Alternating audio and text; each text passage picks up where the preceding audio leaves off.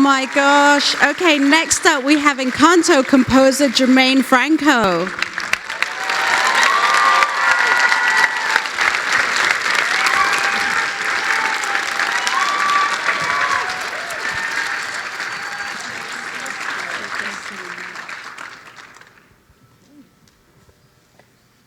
Germaine, welcome. Thank you so much for being here. You are Disney's first female composer of an animated feature and the 6th woman composer to be nominated for an Oscar.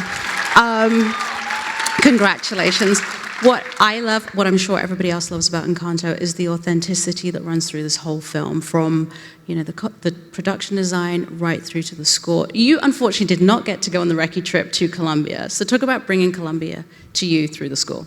First, I want to say thank you, Santa Barbara International Film Festival. Thank you, Variety, Uggs, and thanks to Lin-Manuel for having me work with him, and thanks to Disney for supporting me.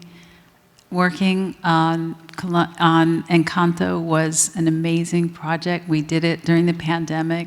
Because I couldn't go to Colombia, I decided to bring Colombia to me.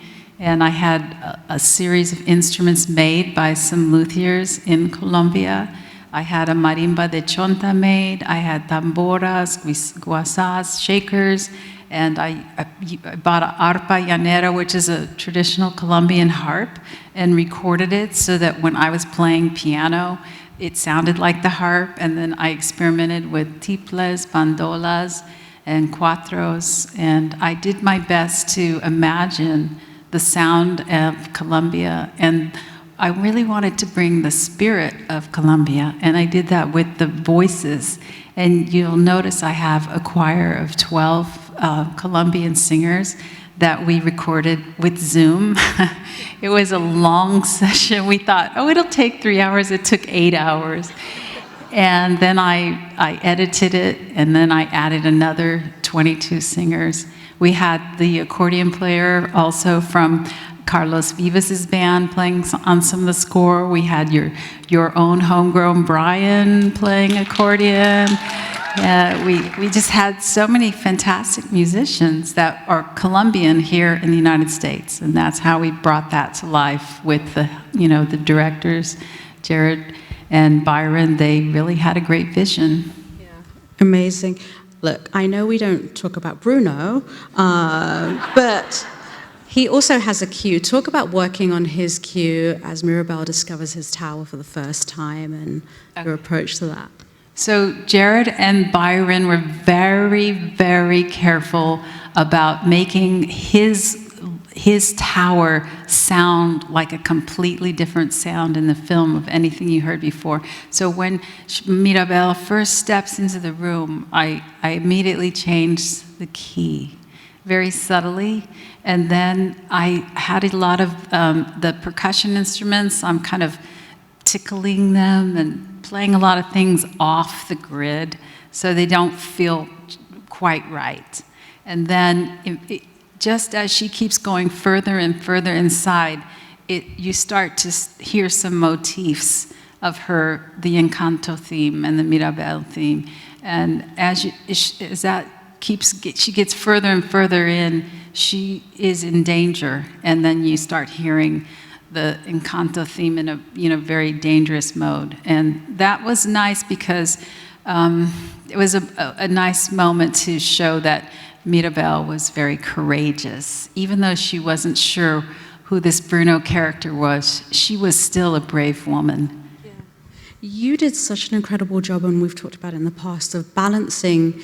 There's a little bit of scary there, but it doesn't, I'm sure it doesn't terrify kids. I don't have kids, but I'm assuming they weren't terrified. Like, how did you keep the lightness, and not make it too scary for them? Well, we didn't go full out scary because we were aware that, young children would be watching this. And so we had multiple discussions about how far to go with the Bruno, scenes and making it really scary. And one of the ways was obviously not having too much, chromatic and dissonant harmony. And so we made that lighter, but we still had full orchestra at the end of that scene. And I mean, how many people love the Bruno song here? Yeah. So I think Lynn did a great job on that one. Amazing. Well, we'll hear from Lynn in a bit, but, talking about the film's success, I mean, what has it been like for you seeing kids, seeing people on TikTok, and just seeing your music, your work go viral? Well, I'm so honored that families are watching this movie together, multi-generational families. I have had so many emails. I've watched it 20 times. I've watched it 24 times. My daughter loves this part. Just all over the world, millions of people. It's a wave of a collective consciousness, I think, of people who love music, and at this time in the world, they're celebrating their own families. And my family's here tonight, so I'm going to give them a shout out. Amazing.